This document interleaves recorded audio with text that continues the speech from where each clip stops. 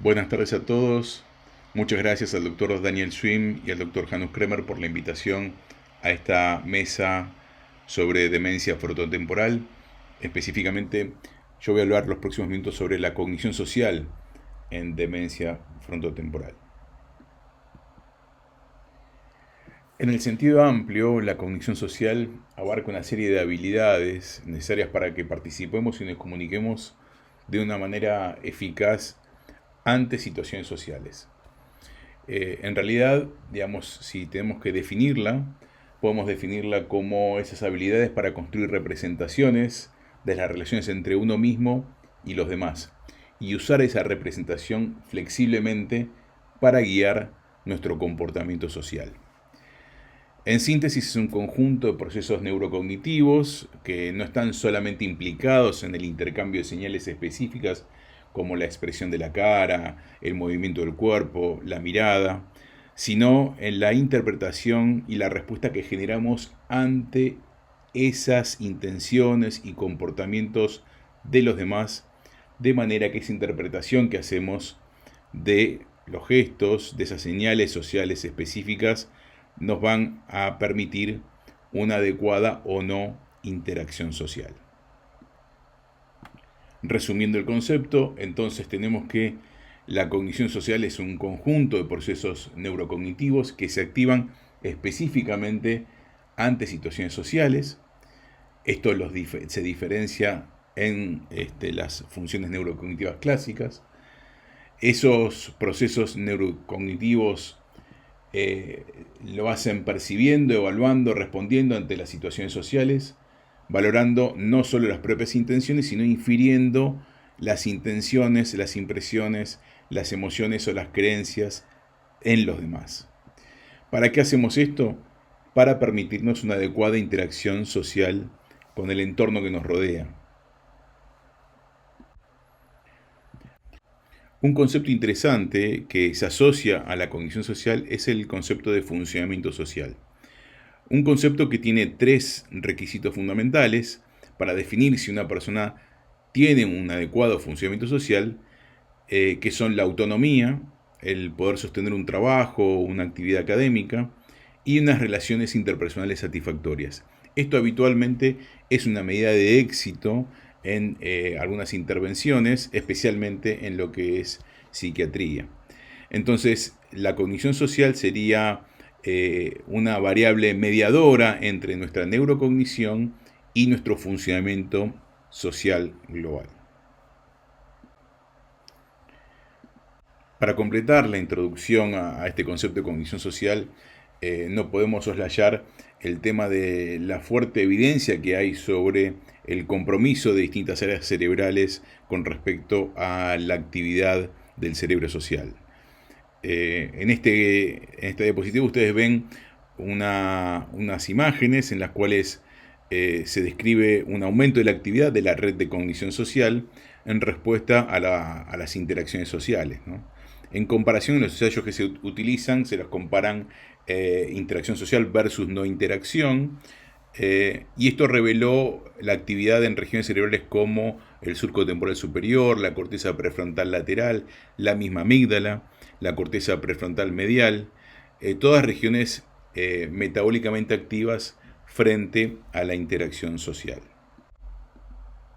Y completando esta información de neuroimágenes, tenemos este artículo publicado por Kennedy y Adolf en el año 2012, donde ellos van delineando el cerebro social del adulto, identificando las estructuras como la unión temporoparietal, la corteza prefrontal dorsomedial, el surco temporal superior, el área fusiforme encargada del reconocimiento de rostros, la corteza prefrontal ventromedial y la órbita frontal.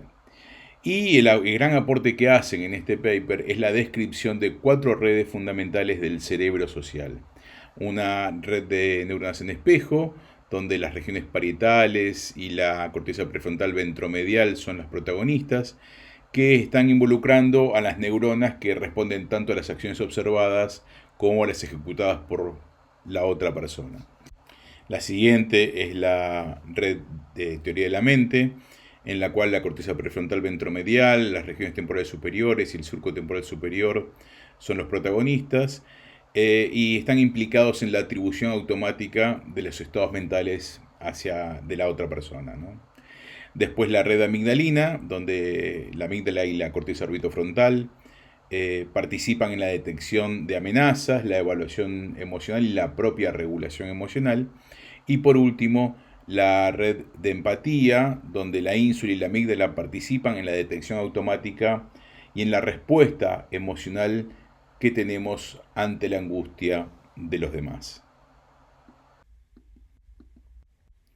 Ya descrito los conceptos fundamentales de cognición social y las áreas involucradas, entrando ya en el desafío diagnóstico de la DFT, podemos ver en las alteraciones de la cognición social que presentan los pacientes con DFT los síntomas más tempranos y principales de este trastorno neurodegenerativo. Lo que resulta muchas veces es la desconexión emocional de respuestas socialmente inapropiadas. Como parte del deterioro de la cognición social, uno lo que puede observar en los pacientes con DFT, específicamente y principalmente de la variante conductual, es a menudo que no se preocupan por los familiares, no pueden ajustarse al entorno, carecen de inhibiciones sociales habituales, no pueden reconocer ni atribuir estados mentales de sí mismos ni de los demás.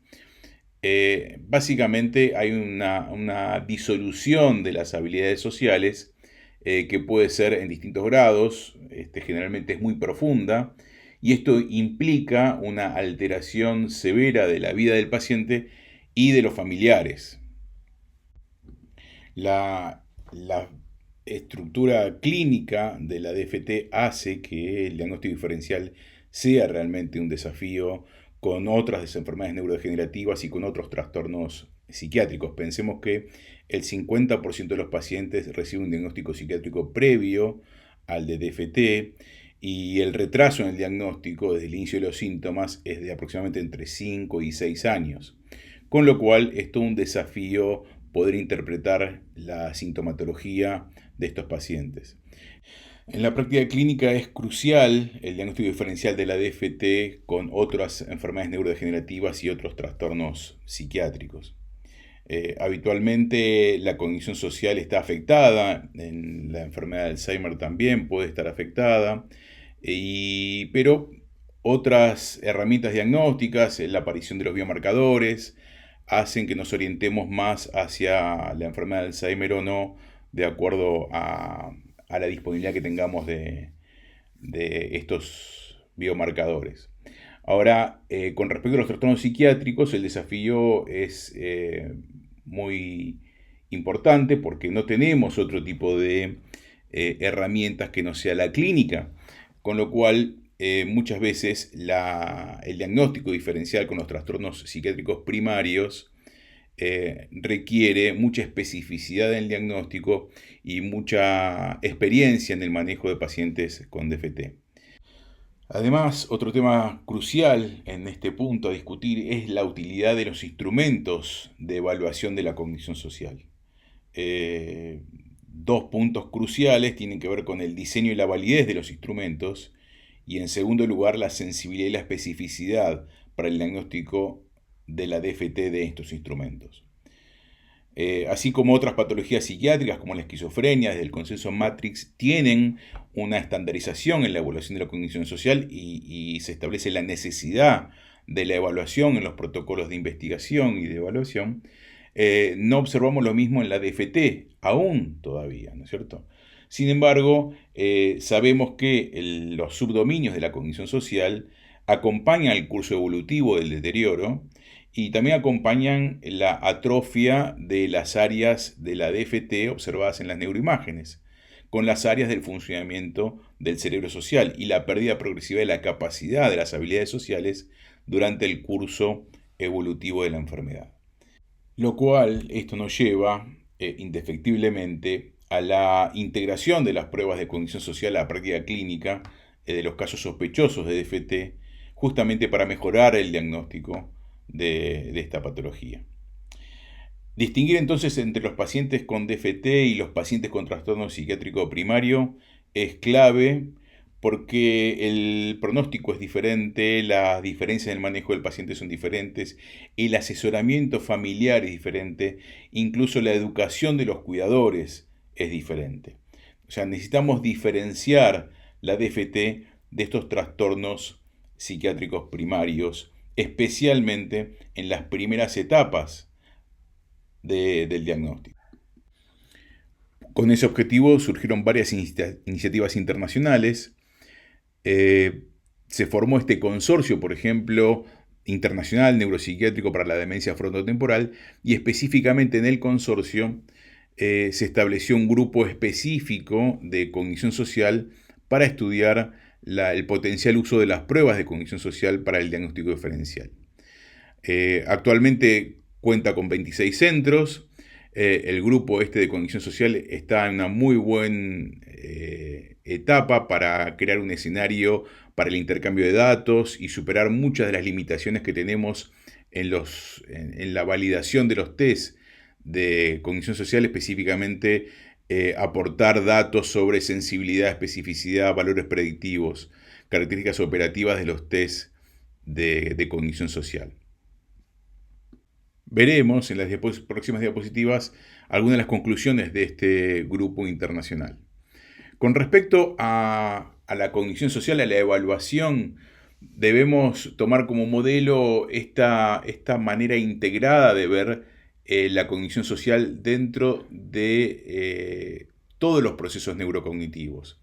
Tanto los procesos neurocognitivos clásicos como el sistema atencional, memoria, lenguaje, función ejecutiva, interactúan y condicionan muchas veces la cognición social, que se articula con otros procesos cognitivos que tienen que ver con el razonamiento moral, los dilemas morales, las emociones morales, la conducta moral, las conductas prosociales, que dan por fin el comportamiento que uno observa en los pacientes.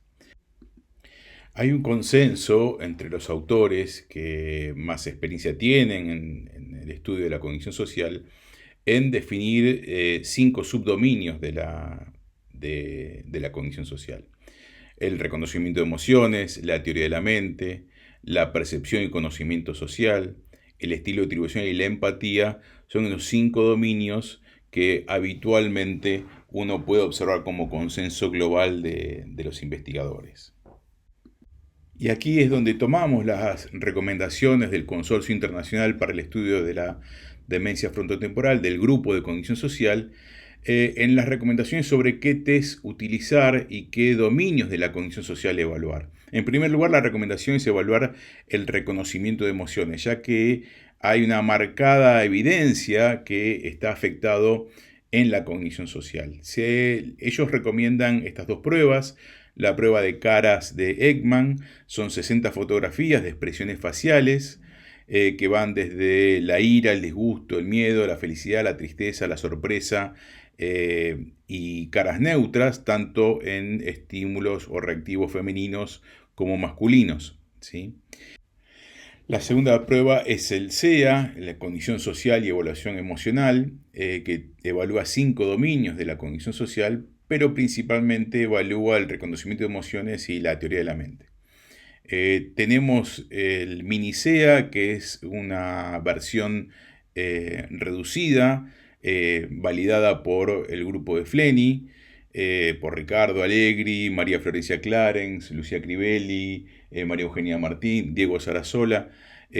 Han validado y baremizado en el 2021 esta prueba y consiste básicamente en algunas imágenes para el reconocimiento de emociones y la prueba de falsos pasos, donde evalúa, más allá del primer dominio de reconocimiento de emociones, evalúa también parte de teoría de la mente.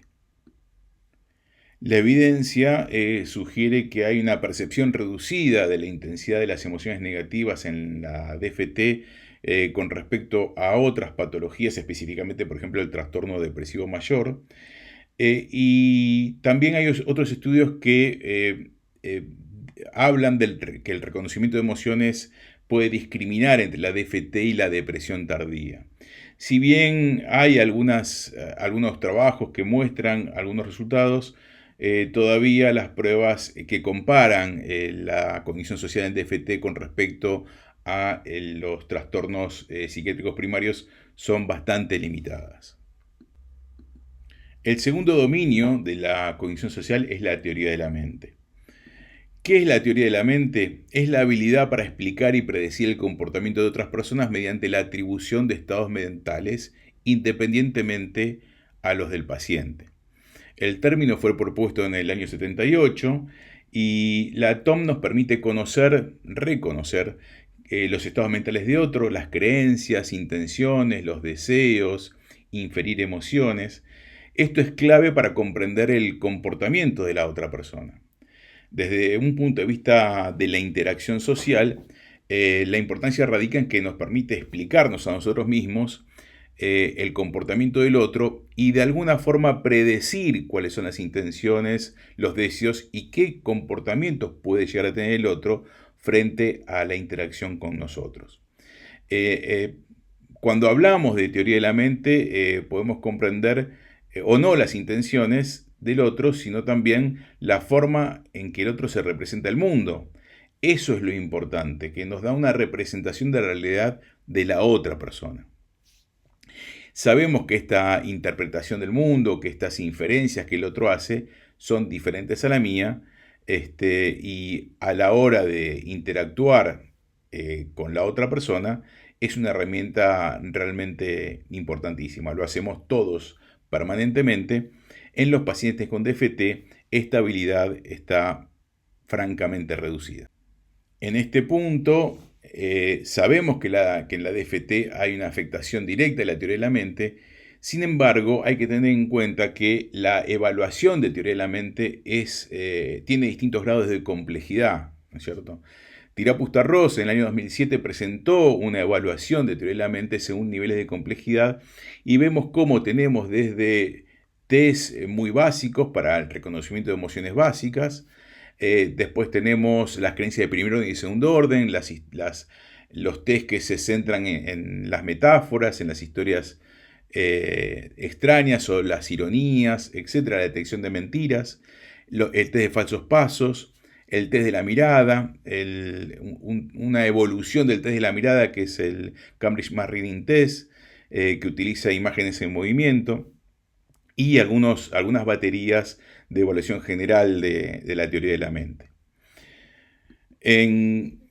Con respecto a esto, el consorcio recomienda la evaluación de teoría de la mente a través de varios tests, como dijimos antes, pero específicamente el test de la mirada es una recomendación porque es uno de los más utilizados y uno de los que más fácilmente puede distinguir entre pacientes con afectación de la TOM, si bien no discrimina entre pacientes con DFT y otras enfermedades neurodegenerativas.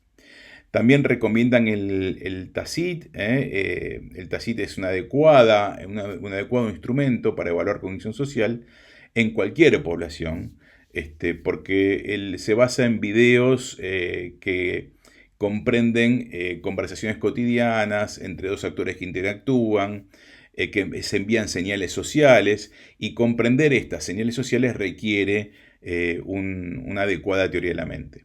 El TACIT es una herramienta muy, muy interesante porque también tiene una validez ecológica. Se le muestran videos en los cuales representan la vida cotidiana y el paciente tiene que identificar en la vida cotidiana esas habilidades sociales que se le presentan. Tiene fiabilidad, tiene validez en la construcción, y lo bueno también que se puede utilizar como intervención, tiene una parte para hacer intervenciones en cognición social y también tiene una parte alternativa para la reevaluación de la cognición social. Así que es un test que se recomienda mucho, específicamente el consorcio lo recomienda para la evaluación de teoría de la mente. Ampliando un poco la batería de posibles tests, el Cambridge Mass Reading Test es una versión ampliada, el test de la mirada, en el cual se le ofrece como reactivo al paciente 4 estados mentales y el paciente debe de elegir entre esos 4 estados mentales, pero nada más que la señal que recibe en el reactivo no es solamente la mirada, sino que es todo el conjunto de la cara junto con parte del cuerpo, ¿no?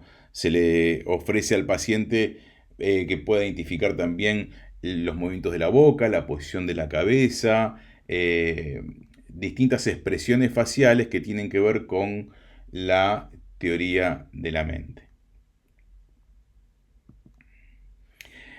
El tercer dominio es la percepción social, que es esa habilidad para valorar reglas, roles y el contexto social, ¿no? Hay que dirigir la atención ante señales sociales claves que nos permiten ubicarnos e interpretar adecuadamente una situación social. Es ese tipo de habilidad de percepción que requiere leer entre líneas. Esta percepción o conocimiento social nos da la habilidad para construir lo que llamamos los scripts sociales, ¿no? Que es la conjunción de acciones, roles, reglas y metas que uno puede ya tener ante un escenario social. Eso me permite construir el script y eso me da una identificación rápida de qué conducta puedo utilizar en tal o cual escenario social. Y esto es una de las habilidades que también se pierden en muchos trastornos psiquiátricos primarios y en la DFT. El cuarto dominio es el estilo atribucional, estilo o sesgo atribucional, que se refiere a las explicaciones que el individuo le atribuye a los resultados, ya sean positivos o negativos, de la interacción social con otra persona, ¿no? De esta manera, al atribuirle explicaciones, el individuo le otorga algún tipo de significado, ¿no? Esto se ve claramente en patologías psiquiátricas primarias como los cuadros psicóticos, ¿no? El delirio de persecución es lo clásico. Pero también se puede ver en la DFT, con lo cual no es un dominio que puede ser discriminativo entre DFT y otro tipo de patologías psiquiátricas primarias. El estilo atribucional puede estar exacerbado, distorsionado, puede ser selectivo a algún aspecto o lo propio de saltar conclusiones. El quinto y último dominio de la cognición social es la empatía. La empatía, con toda la dificultad que requiere la definición de los procesos empáticos, particularmente porque la empatía se puede concebir como la capacidad cognitiva de percibir en un contexto común lo que el otro individuo puede sentir, lo que implica la emocionalidad como protagonista de la definición de la empatía. Pero también tenemos otros tipo de definiciones, como es la comprensión de los sentimientos de otra persona, o una respuesta afectiva más apropiada a la situación de otra persona que a la propia. El concepto de empatía es un concepto complicado porque básicamente en la literatura está muy distorsionado. Se confunde empatía muchas veces con perspectiva cognitiva, con algunos elementos de teoría de la mente. Básicamente yo creo que lo ideal es, acá sí hay que tomar posición sobre los conceptos de los procesos empáticos. Tania Singer es una de las que más ha estudiado este tipo de fenómenos. Ella describe 4 procesos empáticos en particular: el contagio emocional, la simpatía, la perspectiva cognitiva y la empatía propiamente dicha. Generalmente algunos autores, y vemos en los trabajos, cómo se diferencia la empatía cognitiva de la empatía afectiva. Básicamente lo que Tania Singer dice es que la empatía cognitiva sería esta forma de perspectiva cognitiva en la cual no involucro mi emocionalidad, simplemente me pongo en el lugar del otro, puedo entender las razones que el otro tiene, puedo comprender la realidad del otro, pero sin una respuesta emocional por mi lado. En cambio, la empatía propiamente dicha tiene ciertas condiciones. Tania Singer dice que la empatía propiamente dicha es un estado afectivo que ese estado afectivo es isomorfo con el estado afectivo que la otra persona tiene. Este estado es provocado por lo que yo observo o me imagino del estado afectivo de la otra persona. Y finalmente, yo sé que el estado afectivo mío, la fuente de mi estado afectivo, es el estado afectivo de la otra persona.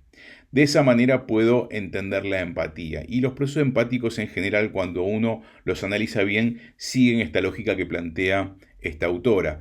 Por eso creo que la evaluación de empatía está muy distorsionada con respecto a la bibliografía. La empatía generalmente se evalúa a través del inventario de reactividad interpersonal.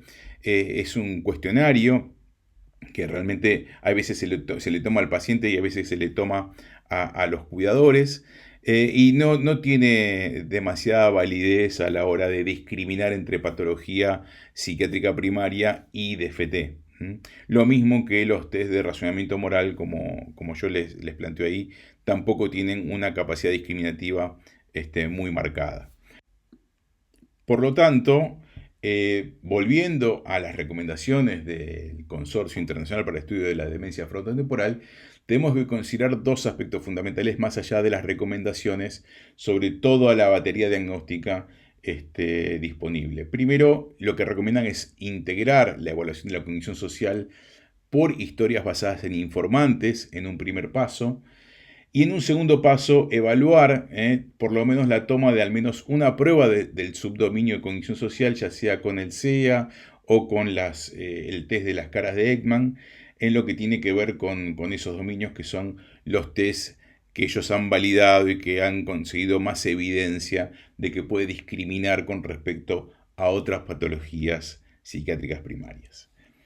Bueno, les agradezco la atención, muchas gracias y espero poder verlos pronto.